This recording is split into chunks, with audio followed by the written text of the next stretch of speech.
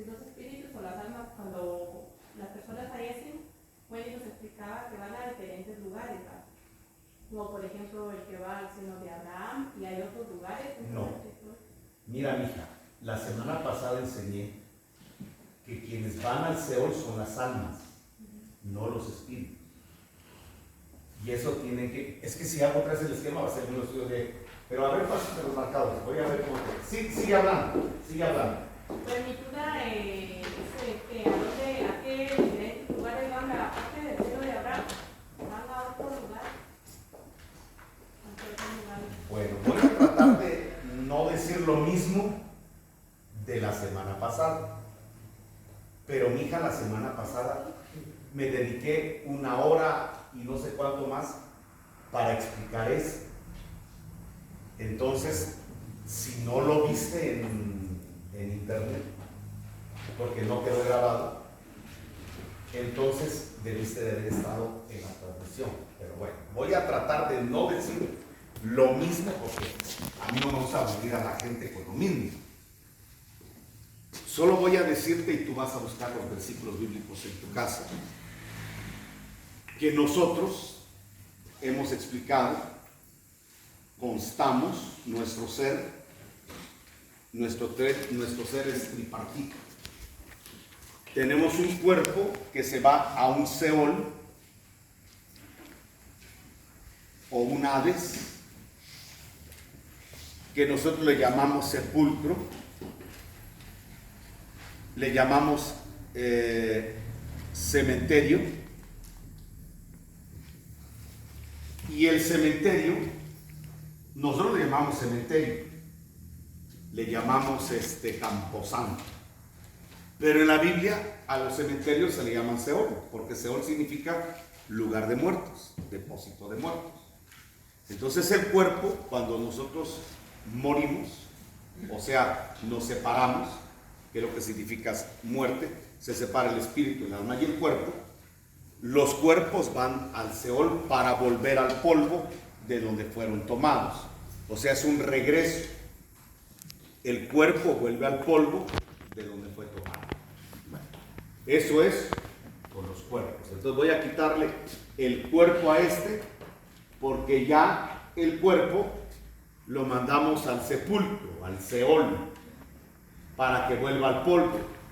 Y aquí todos, sea rico, sea pobre, sea todos, a no ser que alguien se lo coma un tiburón, no irá al cementerio. Que lo hayan cremado, bueno, ya el cuerpo no va al cementerio, pero regularmente la mayoría, pues iremos a un Seol o a un cementerio o a un Hades. Seol y Hades es lo mismo, lo que cambia es que Hades es griego y Seol es hebreo. Bueno, a esta persona ya solo le queda el alma y le queda el espíritu. Entonces las almas, depende de qué alma hablamos, porque hay almas de gente inconversa, gente incrédula, gente condenada, gente hija del diablo. Bueno, ¿qué pasa cuando una persona es un hijo del diablo, es un inconverso, una cizaña, o alguien que aquí en la tierra optó por ser del maligno, no creyó en el Señor, rechazó el mensaje de salvación? ¿Qué pasa con esa alma? Bueno, vamos a decir que hay en el submundo, o sea, una dimensión abajo. No quiere decir que sea abajo de la tierra, porque si escarbas vas a encontrar el subsuelo, la roca madre, el manto acuífero, en fin. Es una dimensión espiritual. Entonces las almas de los inconversos van a una prisión, vamos a poner aquí una cárcel,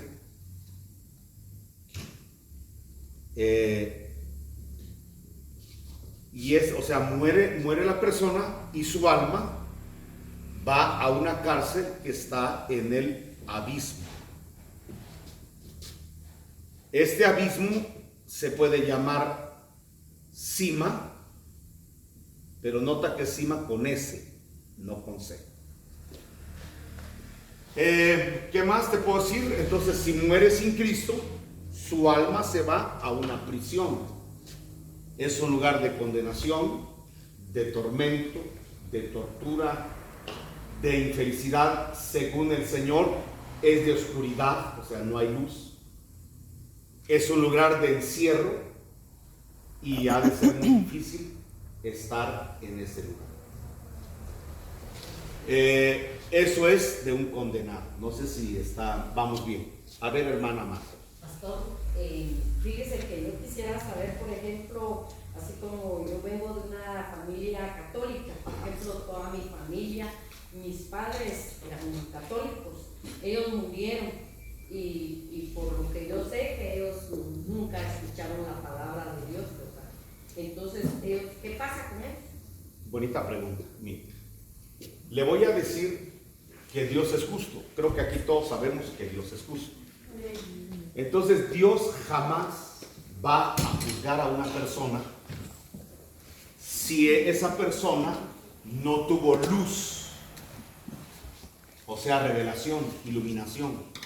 Entonces, de acuerdo a la iluminación que hubo en el tiempo de sus padres, abuelos, tatarabuelos, de acuerdo a la iluminación que hubo, de acuerdo a esa luz, el Señor va a juzgar.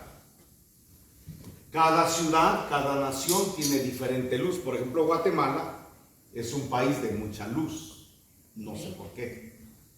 Pero aquí, Guatemala está considerada un país 100% evangelizado. ¿Qué quiere decir esto? Que si nace ahorita un niño, es seguro que ese niño, y viva 20 años, es seguro que en esos 20 años el niño va a escuchar de Jesucristo, ya sea por radio, por televisión, en la calle, por internet, lo que sea. La persona que nazca en Guatemala hoy, de aquí a 20 años, si se muere, habrá escuchado de Jesucristo por cualquier medio, volante, tratado. Entonces Guatemala es considerada un país 100% evangelizado. Además hay Biblias en nuestro idioma. Y si alguien habla quiché, hay Biblias en quiché. Si alguien habla mam, hay Biblias en mam.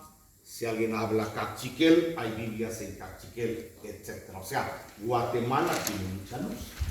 Entonces Dios a nosotros, los que hemos desarrollado nuestra vida en Guatemala, nos van a juzgar de acuerdo a la luz que hubo en esta nación.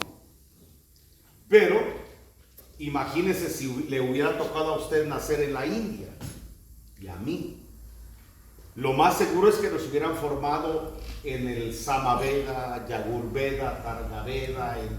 Hubiéramos tenido acceso al budaísmo, al hinduismo, a un montón hubiéramos oído de Krishna, hubiéramos oído de un montón de personajes. Pero ahora yo tengo algo muy claro. Todos, voy a dar dos puntos muy importantes, todos nacemos con la ley de Dios, todos. No hay una persona, hijo de Adán, voy a poner aquí, hijo de Adán, no hay ningún hijo de Adán que nazca sin la ley de Dios. Esto está en Romanos, capítulo 2, y aquí sí voy a usar Biblia. Vamos a leer Romanos capítulo 2. Ya ve qué bonito cuando preguntan, los temas se van ampliando. Vamos a leer Romanos 2:14. Hablemos de los hinduistas y hablemos de nuestra familia que no tuvo la luz que tenemos nosotros.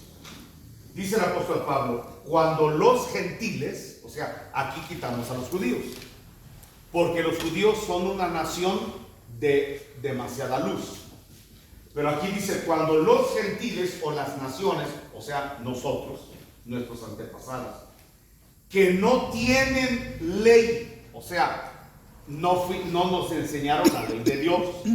En la India no se enseña la ley de Dios. Entonces, ¿qué pasa? Cuando los gentiles que no tienen la ley, no tienen una Biblia, hacen, ayer hablábamos de Hechos, hacen por naturaleza lo que es de la ley.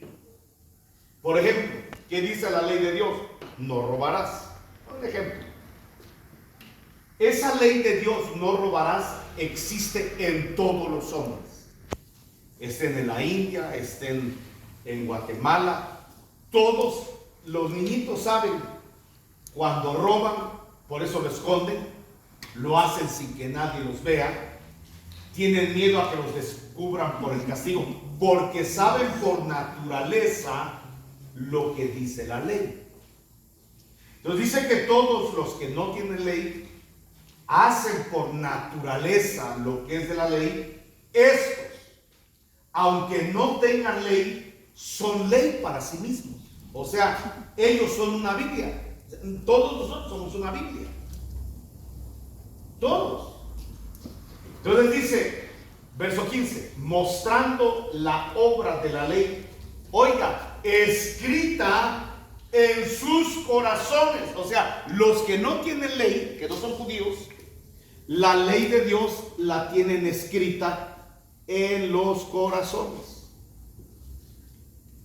No hay nadie que no tenga la ley de Dios en su corazón. Todos, hermana amada, todos. Sus abuelitos, su tatara, bisabuelo, tenía la ley de Dios en su corazón. El hinduista, el que nace en un país islámico, todos tienen escrito, aquí dice, tienen escrito en los corazones la ley de Dios. Ahora dice, dando testimonio su conciencia.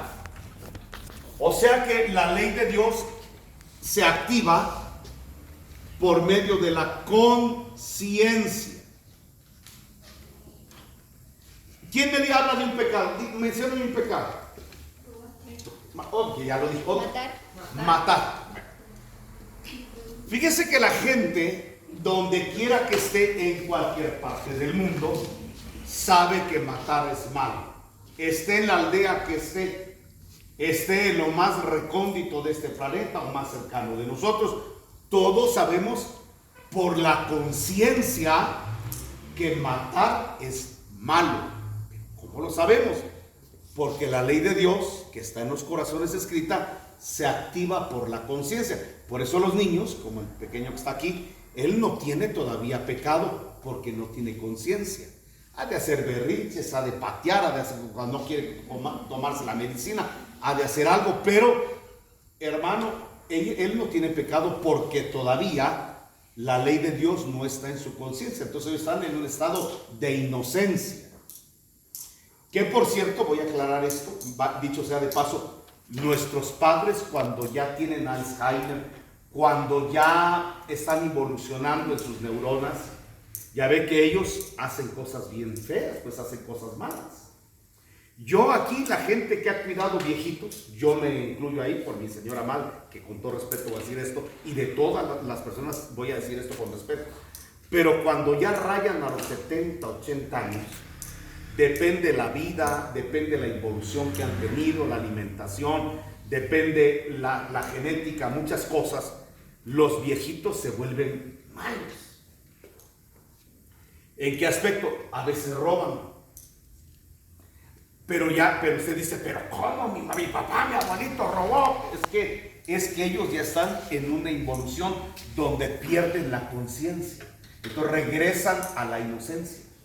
Entonces todo lo que haga un viejito no es malo, no es pecado. Mire, de repente, le voy a decir esto con todo respeto, de repente mamá me decía, mira Hernando, yo aquí tenía dinero. Y ella, ¿de dónde? O sea, tuvo, pero ya no tenía. Pero me imagino que se le activaba en su memoria que tuvo dinero. Y me decía, yo aquí tenía dinero, ¿dónde está el dinero? Y yo, que la cara viene diciendo, ¿de qué estamos hablando? Tú lo agarraste, decía, eres un ladrón. ¿Cómo te atreves a robarle a tu? Y eres pastor, me decía. ¿Cómo? O sea, yo ahí escuchando, mire, uno tiene que entender que todo lo que los viejitos hagan ya no es pecado.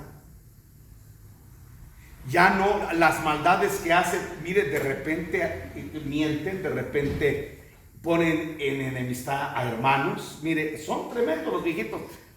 ¿Por qué? Porque regresan es una regresión infantil en estuches viejos. Y a veces la familia no lo entiende y por eso es que lo regañan. Hay gente que hasta le pega a los viejitos o los sacan porque no toleran ese tipo de conducta. Y una vez le digo, ellos no pecan porque perdieron ya la conciencia, regresan al estado de inocencia. No sé si me explico.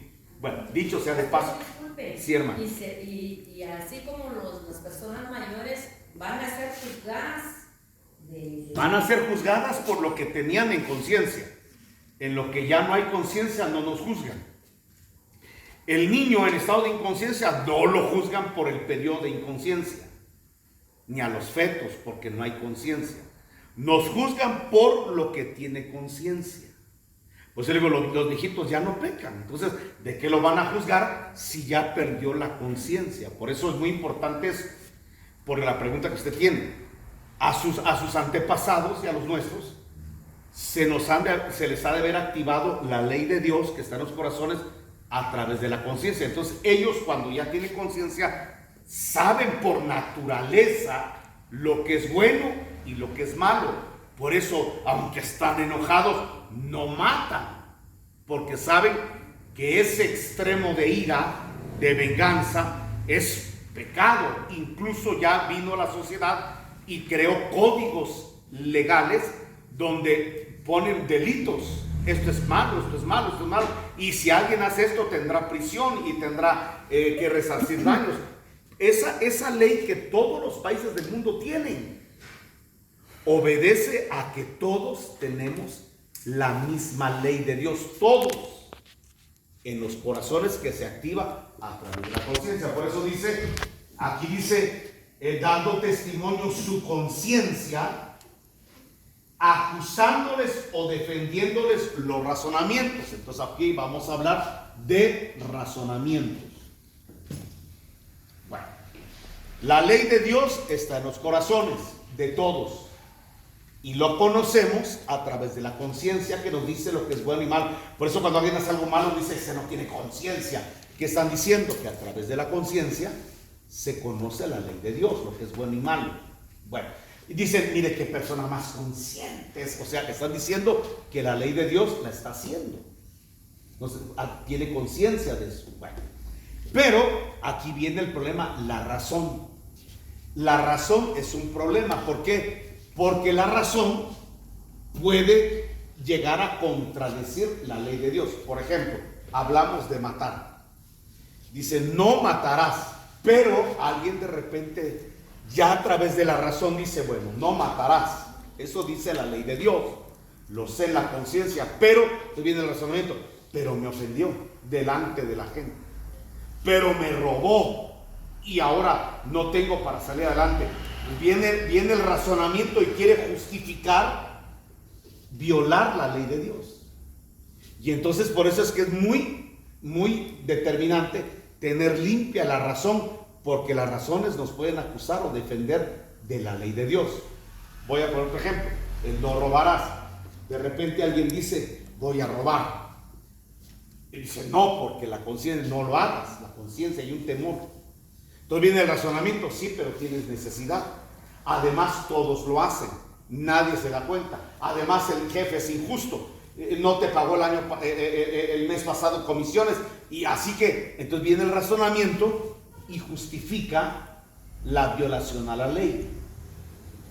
Es como el homosexualismo, todos saben que eso es malo, hermanos, todos lo saben. Pero viene el razonamiento, sí, pero es que hay algunos que nacen así, lo que sea. Entonces la razón está convenciendo a la gente de no hacer o hacer la ley de Dios. No sé si me explico. Bueno, es lo que dice aquí la Biblia. Dice que los razonamientos son los que acusan o defienden.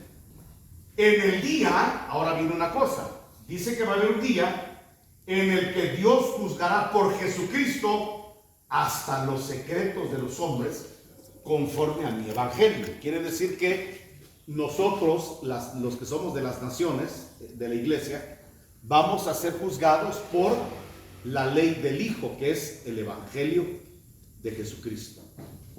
Entonces, Un día, esta persona, como su familiar, va a estar delante del tribunal de Cristo. No sé si me explico. Entonces él va a ir y ya sus razonamientos ahí van a caerse, ahí sus argumentos se van a caer, y Dios, de acuerdo a la luz que tuvo su familiar, le va a juzgar. Y le voy a decir algo: yo conozco mucha gente católica, porque usted mencionaba a los católicos, hay gente católica que es salva.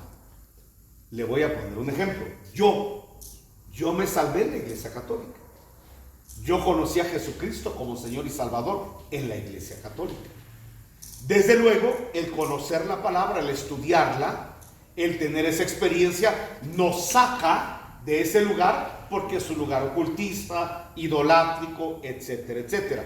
Pero yo, si me hubiera muerto y me hubiera pasado un tráiler y me muero, me hubiera muerto como un católico, pero nacido de nuevo.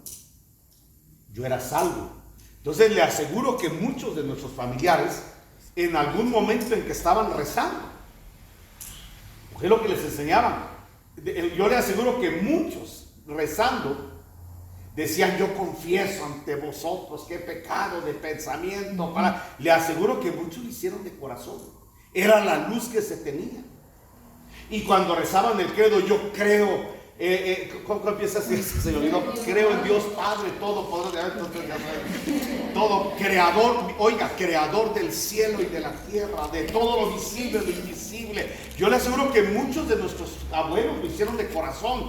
Creo en un solo Señor Jesucristo, Hijo único de Dios, nacido del Padre antes de todos los siglos, Dios de Dios, luz de luz, Dios verdadero de Dios verdadero, engendrado, no creado, consubstancial al Padre, porque en todo fue hecho. Oiga, esa confesión es apostólica.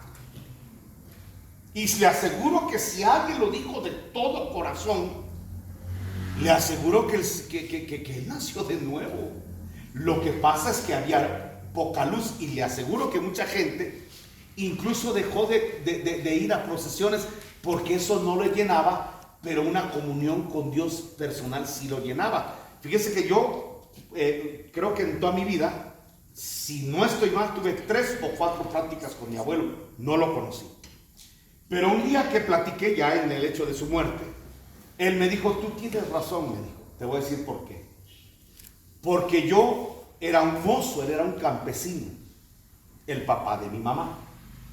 Y dice que un día en la montaña, cansado, fatigado del trabajo del campo, dice que le dijo, y él me lo dijo, yo le levanté mi mano y le dije: Dios. Y tiene razón, me dijo, no hubo ninguna imagen. No fue una virgen, no fue un santo.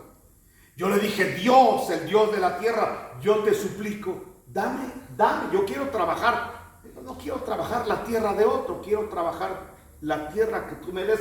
Dame un pedazo nada más, no te pido grandes extensiones, solo un pedazo te pido, pero que el trabajo que yo hago no sea para otro, sino que sea para mí. Esa fue su oración.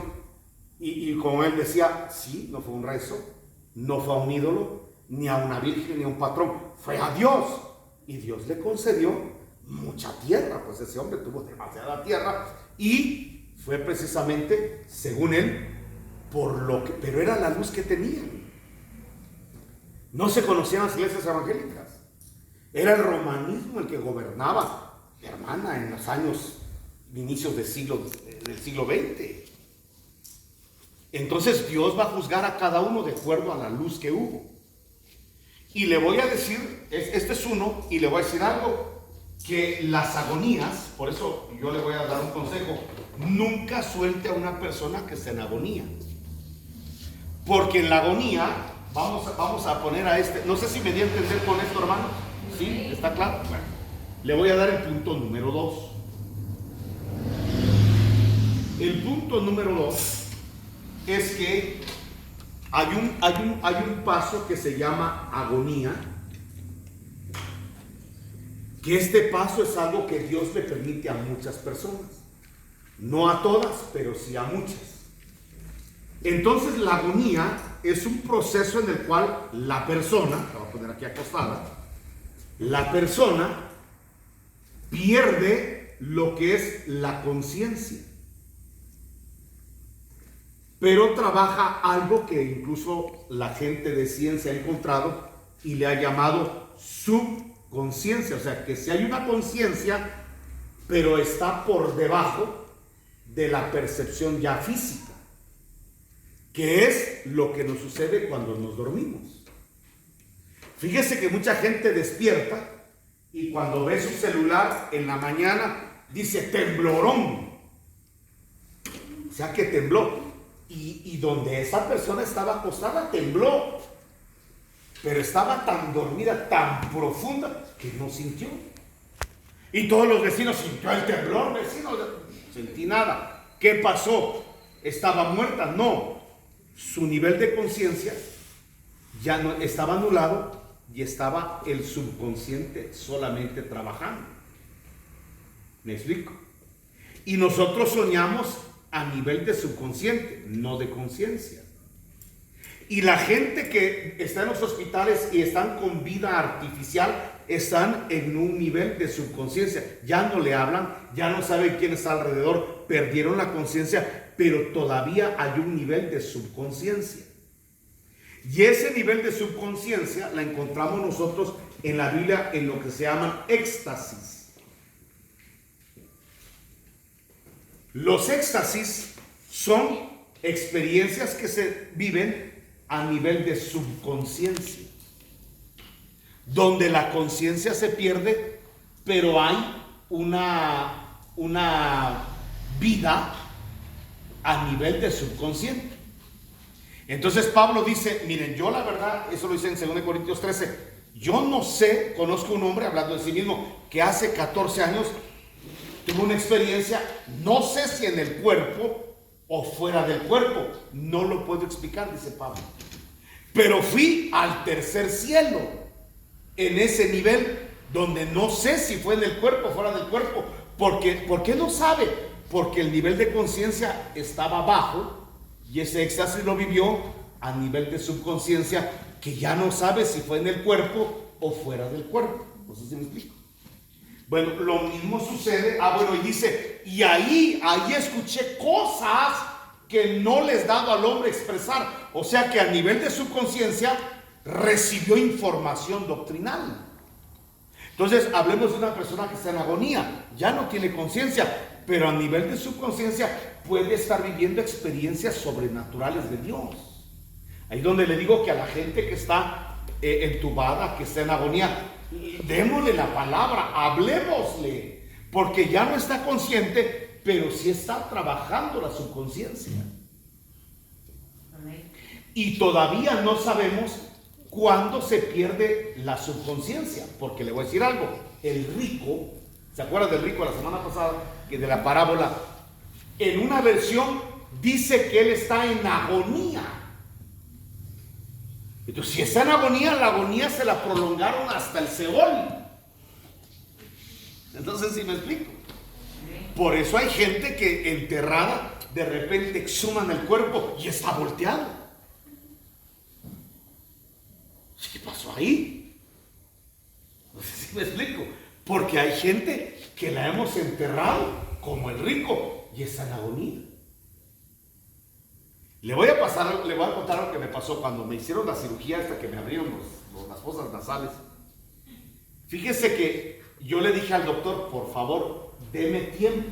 Yo, después de que recibo la anestesia, todavía tengo mucho tiempo de conciencia. No me duermo inmediatamente. Por favor, se lo suplico, deme tiempo, que ya te dio otras experiencias.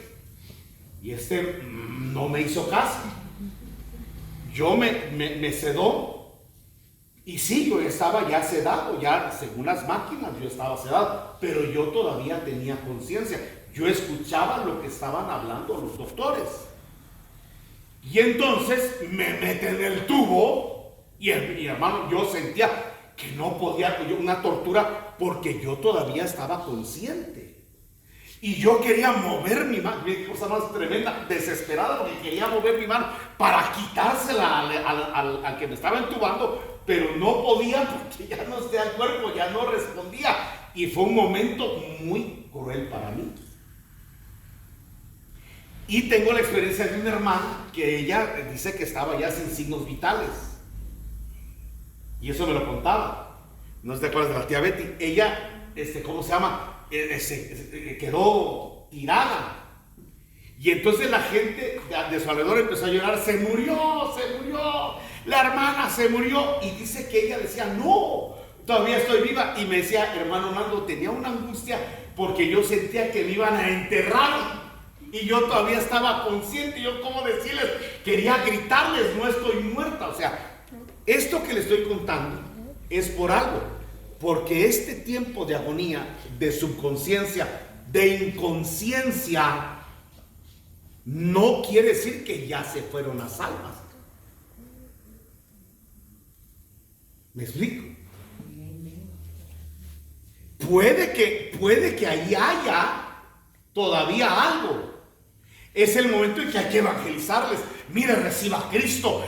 Hay que hablarles de Cristo. Confiesa a Cristo. En la agonía hay que pelear esas almas. Mire Hechos de los Apóstoles capítulo 10, la experiencia que tuvo Pedro. Hechos 10. Dice que Pedro, 10, si no estoy mal. Sí. Dice que Pedro tuvo una gran hambre. Ese era como yo, hermano. Fíjese que amaneció con una gran hambre y quiso comer. Pero mientras le preparaban algo, le sobrevino un éxtasis, perdió la conciencia, se quedó a nivel de subconsciencia. ¿Y qué pasó en el éxtasis? Vio el cielo abierto. Oiga lo que ven en éxtasis. Ahora le pregunto, ¿cómo estaba mejor Pedro? ¿En la conciencia o ahí en la subconsciencia? En la conciencia no veía el cielo abierto. Ahorita que tiene el éxtasis, ve el cielo abierto. Estaba mejor. Y dice que descendía algo semejante a un gran lienzo que atado de las cuatro puntas era bajado a la tierra, en el cual, voy a abrir más mi celular conmigo, en el cual había de todos los cuadrúpedos y reptiles. Vino una voz, oyó una voz, voy a poner hasta grandote, una voz sobre el que está en inconsciencia, el que está recibiendo información a nivel de su conciencia. Oyó una voz, y era la voz del Espíritu, y dice que le dijo, levántate, Pedro, mata y come. Entonces Pedro le dijo, ¿qué le dijo? Señor, no. ¿Qué está haciendo Pedro? Tomando una decisión. Por favor, ya deje la lectura, míreme aquí. Pedro tomó una decisión en la subconsciencia. Quiere decir que una persona en la agonía puede oír una voz y puede tomar decisiones. Ahí es donde creemos que mucha gente en agonía que la asistimos pudo haberse salvado. En una oportunidad iba yo a predicar no sé a dónde, y ahí por 4 caminos hubo un accidente y el cuerpo del doctor estaba tirado, era un médico. Y yo sentí del Espíritu, le dije al hermano que me va, hermano, pare, y me bajé inmediatamente y le empecé a hablar y le dije, yo no lo conozco, pero le quiero decir algo, el Señor todavía le está dando la oportunidad de salvarse, arrepiéntase, confiesa a Jesús como Señor y Salvador. Pero mire, yo tenía una necesidad que la gente que estaba alrededor pensaría que yo estaba loco. De hecho hicieron una murmuración, a mí qué me importó, yo estaba, hermano, en la orden que el Espíritu me estaba dando. Yo oré por la persona y me subí al carro con una alegría, sabiendo, y le dije al que me llevaba, es la primera alma de la campaña, porque estoy seguro que ahí tomó una decisión y se salvó. Y quizá la familia lo dio por muerto, lo dio por perdido, pero es que en la agonía se pueden tomar todavía decisiones, como Pedro en ese éxtasis tomó una decisión. En ese caso dijo no, pero pudo haber dicho sí. Pero nota, se toman decisiones en un nivel de subconsciencia o de inconsciencia. Entonces, ¿qué pasa con esos familiares? Puede que alguno en la agonía haya oído la voz del Señor y ahí haya tomado la decisión de perderse o de salvarse. No sé si me explico. Ahora le voy a dar un versículo, Juan capítulo 1. para decirle que Dios sí le da la oportunidad a los hombres de salvarse o condenarse. Oiga lo que dice Juan. Dice, hablando del verbo, verso 4, dice que en Cristo, o sea en el verbo, estaba la vida. La vida era la luz de los hombres. Mira el verso 9, dice, aquella luz verdadera, o sea Jesús, oiga y subraye, que alumbra a todo hombre, venía a este mundo. Oiga, oyó eso, que alumbra a todo hijo de Adán, a todo hombre. Entonces le aseguro que antes de morir, muchos de nuestros familiares, porque aquí dice que Jesús alumbra a todo hombre. Entonces, muchos en la agonía, antes de partir, les da la oportunidad de salvarse o de condenarse. Porque Cristo es la luz que alumbra a todo hombre. Entonces, pensemos que hubo una persona que vivió en el África y no conoció de la palabra. Cuando ya en la transición de irse de la tierra, Cristo alumbra a todo hombre y ahí le da la decisión de salvarse o de condenarse. Por ejemplo, en Romanos 10:9 dice que ahí hay que confesar, o sea, tenemos que confesar con la boca, ¿verdad? Porque dice que con el corazón se Pero cree, las almas tienen boca, hermana Almita. pero con la boca se confiesa para salvación. Entonces Sí. usted habla ahí de que el alma es el que Sí, confiesa las almas hablan. ¿Y quién le dijo? en el subconsciente. Fíjese que está Pedro en el subconsciente y le dice al Señor, no Señor, ¿con qué boca? La boca del alma. O sea que las almas tienen boca. Recuérdense que vimos la semana pasada que el rico le dice a Lázaro que moje su dedo, o sea, tiene dedo, pero está hablando. O sea que las almas tienen boca. Dice que su dedo se moje y moje mi lengua, tiene boca y habla. Entonces, ¿con qué? Realmente, ¿con qué? Los mudos, los que son mudos. Mi sobrina, ella no es, ella tiene de nacimiento, es sordomuda, pero ella es salva. ¿Cómo confesó a Jesús? Con la voz de su alma. Entonces, una persona que está en agonía, si cree con el corazón y confiesa con su boca, ¿qué boca? La del alma, será salva. Y hablando del seno de Abraham, ¿quiénes son los que van para el seno de Abraham? ¿Solo los judíos o...? No, al seno de quiénes? Abraham. Abraham es el padre de la fe de judíos y gentiles. Bueno, vamos a ver, vamos a quitar bueno, yo creo que ya está los condenados, ¿verdad? Los que en la conciencia o en la subconsciencia rechazaron a Jesucristo, se van a una cárcel de tinieblas, las almas de tinieblas y de prisión. O sea, estamos claros en eso, ¿verdad? Bueno, borremos a este. Ahora vamos a los salvos, porque ya la hermana Almita está hablando de salvos.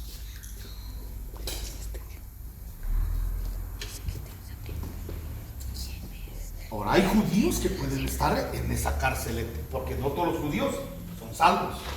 Judas era judío y no era salvo. Jesús se refirió a los judíos y les dijo, ustedes son hijos de su padre el diablo. O sea, no todo israelita es salvo. Bueno, vamos ahora, ya quitamos aquí bueno, ya ahora tenemos con las almas. Ahora, ¿qué pasa con las almas de los que sí reciben a Jesús como Señor y Salvador? Dijimos que hay dos tipos de salvos.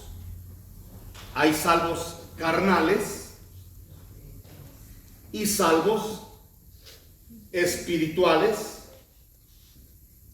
Bueno, y de los carnales hay otros dos grupos.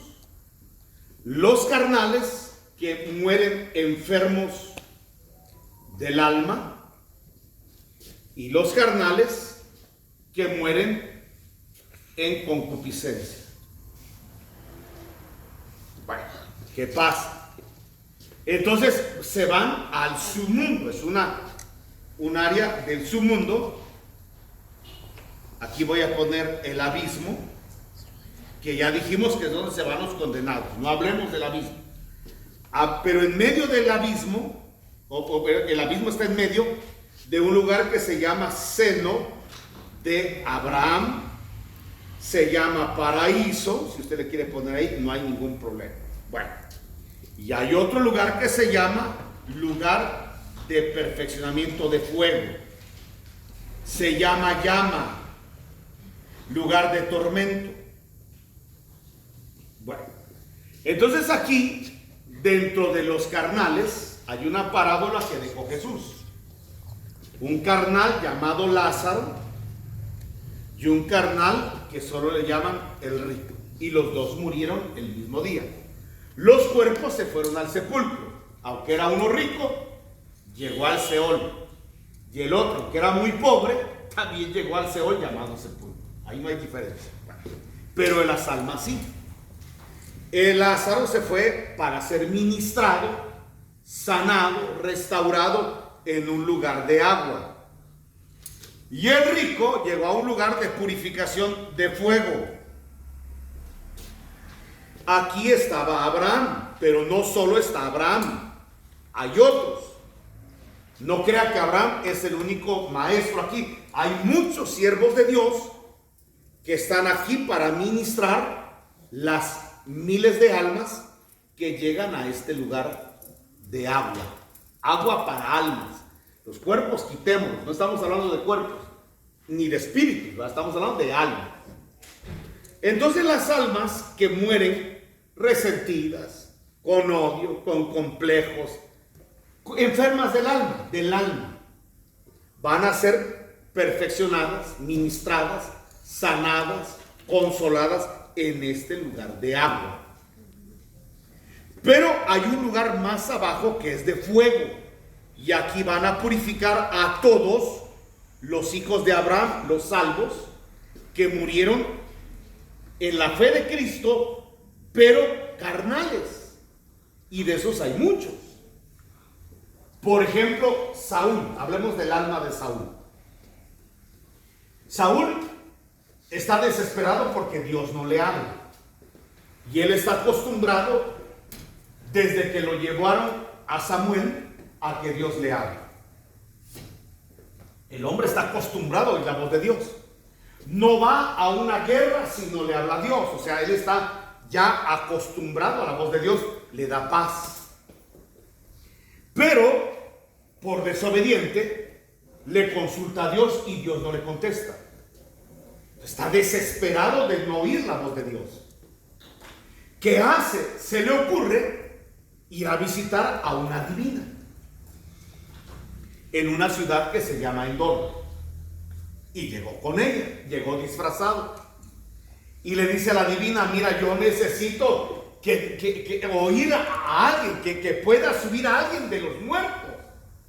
O sea, subir. O sea, que ellos sabían que las almas estaban abajo. Y le dice la adivina, bueno, le dice, y está bien. Y empezó a hacer sus invocaciones.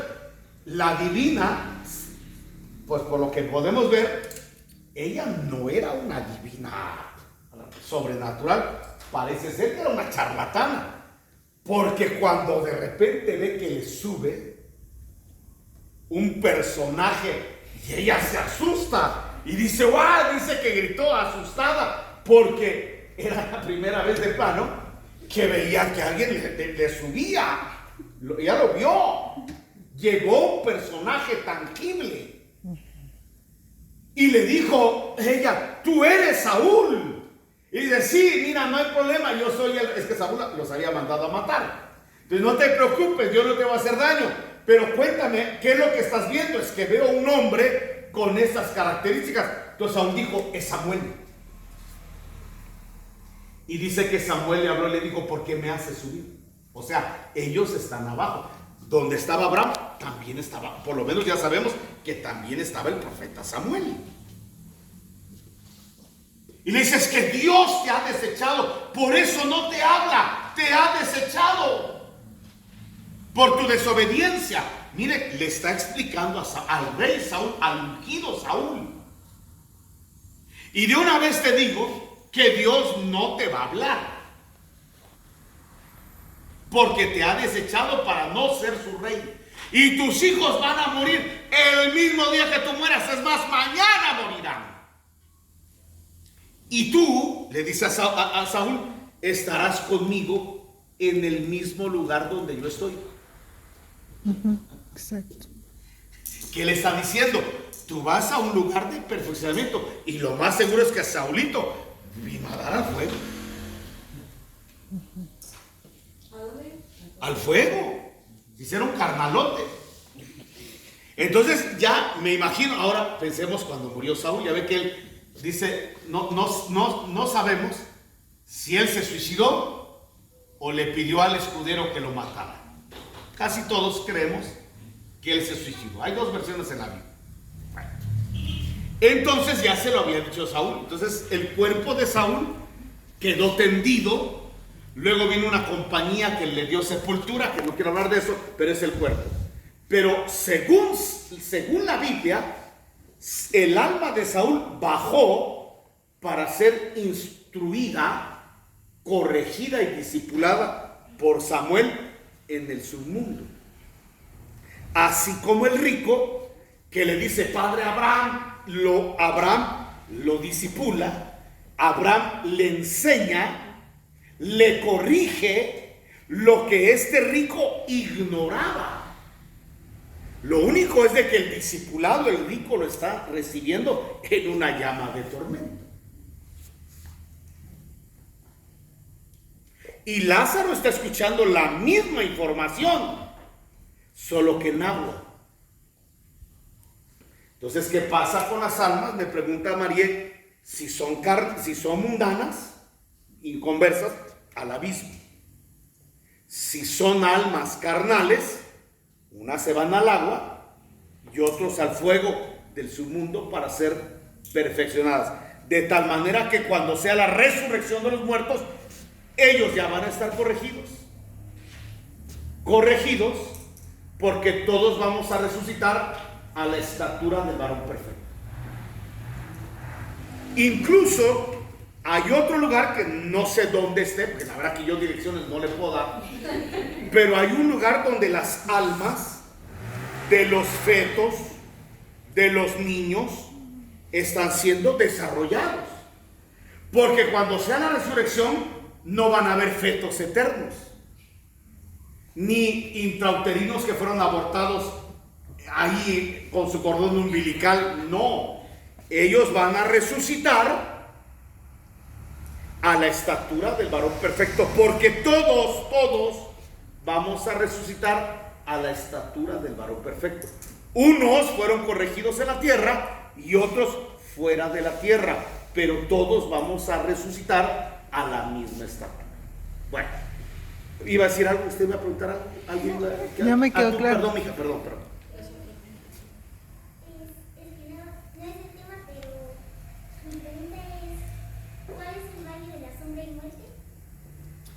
Es el paso, sí, como no, claro que es del tema.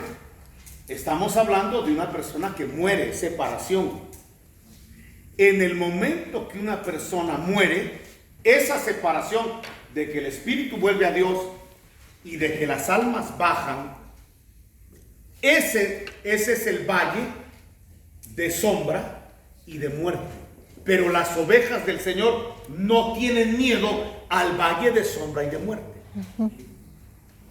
¿Por qué? Porque, como a Lázaro, ángeles son las que guían ese paso para que la gente, incluso voy a decir algo más, no solo ángeles, también Dios permite que familiares vengan a ese paso de la muerte. Yo he estado en muchos lugares, bueno, tampoco han sido muchos casos, pero sí algunos casos, donde la gente que está por partir dice, veo que ahí hay un ángel, veo que hay aquí, veo que ahí está mi tía, ahí está mi abuelo, y se mueren. Sí. Yo he visto eso. Sí. Y la Biblia dice que cuando David murió, se reunió con su familia. Y cuando Abraham murió, se reunió con su familia. No sé si me explico. Voy a buscar esos pasajes para que se los lleven. Ay, Dios mío. David murió, vamos a googlear. David murió y se reunió. Vamos a ver, ¿qué dice esto? Primera de Reyes 2 dice aquí. A ver. No. Génesis 25:8 dice lo de Abraham. A ver, voy a poner aquí Génesis 25:8. ¿Qué dice de Abraham? Abraham expiró y murió en buena vejez, anciano y lleno de días, y fue reunido a su pueblo. ¿Ya vio? Cuando muere Abraham, lleno de días y todo lo que dice que cuando muere se fue a reunir con su pueblo.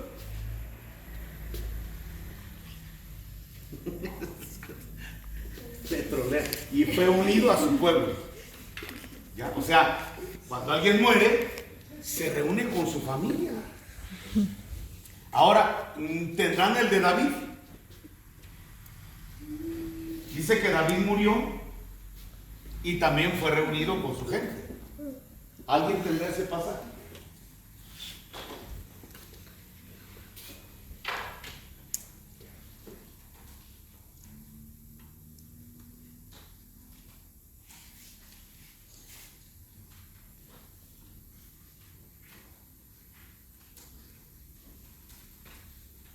Pastor, una pregunta. ¿Se reunirán? No reunirán. Primera de Reyes 2:10 dice, y durmió David con sus padres y fue sepultado en la ciudad. No, es que no es ese el pasaje. ¿Qué vino a decir mi hermana? Perdón que le interrumpí. Por ejemplo, si algún familiar fue inconverso, fue malo, todo, ¿lo vamos a ver? ¿O no vamos a Si ver? una persona, ¿qué dice? Fue malo, no conoció de Dios, ¿nos vamos a reunir con él? No, o sea, esta es una reunión de salvos. Ángeles vienen a traer a la persona y es una reunión con la familia salva. No, los inconversos se salen en una cárcel, hermana. Estos no salen, a no ser, bueno, solo se va a bajar así. Si Dios le da permiso a ciertas almas que salgan de condenados para venir a fastidiar. Y hay almas de salvos que Dios permite, que pueden ser de los vivientes, que vengan a administrar. Pero no es el tema ahorita. Mire, téngame la pregunta ahí, pues no nos vamos a perder y no vamos a concluir en nada. Hechos 13:36. ¿Qué dice?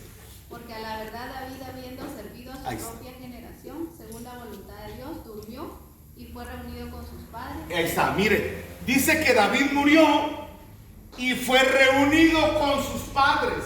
Yo creo que el día que me muera, me voy a reunir con mis papás. Por cierto, no estoy de luto. Yo dije, alguien va a pensar que estoy de luto porque me puse negro, pero fue casualidad. Ya cuando me vi en el espejo dije, ay, no van a pensar que estoy de luto, pero no lo estoy.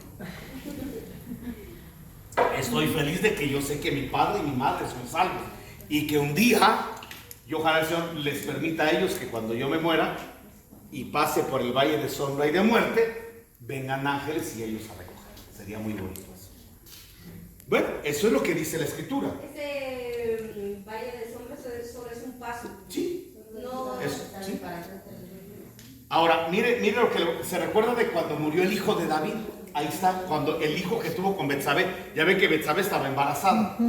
Y David ayunaba. ¿Quién dice cuál es ese pasaje? Y David ayunaba para que el niño sanara. Pero cuando murió, se levantó y ya dejó de ayunar. Y le dicen todos, ¿pero por qué dejaste de ayunar? Dice, es que mientras el niño vivía, yo tenía esperanza de que estuviera conmigo. Porque él ya no puede venir conmigo. Pero yo sí puedo ir con él. No sé si tienen ese pasaje. Segunda de Samuel 12. Léelo. David rogó a Dios por el niño y ayunó y fue, bueno, más adelante, ¿verdad? Sí. Es que yo no puedo revivirlo, algo así dice, pero yo sí puedo ir con él. Ahí mismo en ese capítulo está. Y de ahí léelo, digo. Se levanta, dice Sí, aquí está. Es el 21. 12:21. Sí. No, No, 22. 23. Dice, ¿podré yo hacerlo volver al niño? ¿Podré yo hacerlo resucitar? Yo voy a él, mas él no volverá a mí. O sea, ¿qué está diciendo? Cuando yo me muera, voy a reunirme con mi hijo. Yo voy a ir a él. Pero no crean que cuando llegue David a él, va a encontrar un feto, un neonato. Imagínense que David llegue, un neonato, ¡ay! Y que ahí lo tengan en una incubadora, ¿no? Yo tuve la experiencia, ahora le hablo de experiencias, una hermana que había abortado a 2 hijos. Me decía, ya era un tiempo donde una mujer embarazada era muy devaluada, era un escándalo familiar, entonces ella abortó 2 veces. Cuando se convierte, porque ella siempre cargó con eso ya después de que había abortado, con una carga de conciencia muy fuerte, se convierte, pero de repente le venía esa acusación: maté a mis hijos, a que estuvieran, bueno, tantas cosas. Un día orando, ella me llama por teléfono y dice: hermano Orlando, véngase, pero por favor, me urge que venga, por favor. Llegué yo ahí donde estaba y me dice: mire, yo estaba orando aquí, hermano, aquí estaba orando, y yo sentí que alguien estaba, uno siente cuando hay una presencia atrás, y volteé y vinieron 2 jóvenes, una parejita, y me dijeron: mamá, el Señor te dice que no cargues más con el pecado, porque nosotros estamos muy bien. Y se fueron los... Entonces me dice, yo me quedé muda, estática, hermano, pero viendo las edades y haciendo cuentas, eran mis hijos. Entonces la pregunta es, ¿puede suceder eso, hermano? Por supuesto, le dije, por supuesto. Y le di el pasaje de Hebreos, capítulo 13.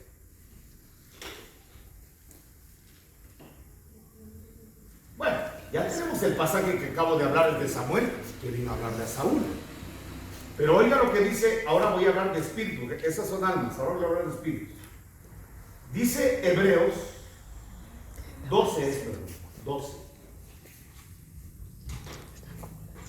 Dice el verso 22.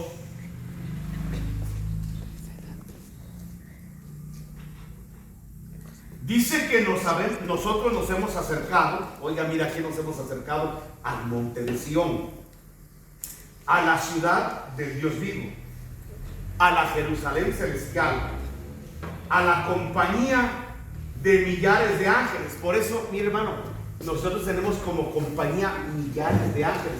Usted nunca está solo. Me cae mal cuando dice que usted está solo. No estoy solo, jamás. Es que viaja solo. No, aquí dice que tenemos millares de ángeles. Amén. Dice que nos hemos acercado, verso 23, a la congregación de los primogénitos que están inscritos en los cielos, a Dios, el juez de todos. Y escuche, subraye, nos hemos acercado a los espíritus de los justos, no de los condenados, de los justos, hechos perfectos. O sea que podemos tener comunión con espíritus de justos hechos perfectos, no con inconversos. Eso sería algo muy fuerte, tener un contacto con un espíritu inmundo. Ya, pero ahí dice que nos hemos acercado a los espíritus de los justos hechos perfectos. Ahora vienen experiencias. Miren, la razón por la cual porque le voy a ser honesto, cuando abrimos la primera iglesia en México, hace muchos años, hace como 22 años, fue de una manera muy casual.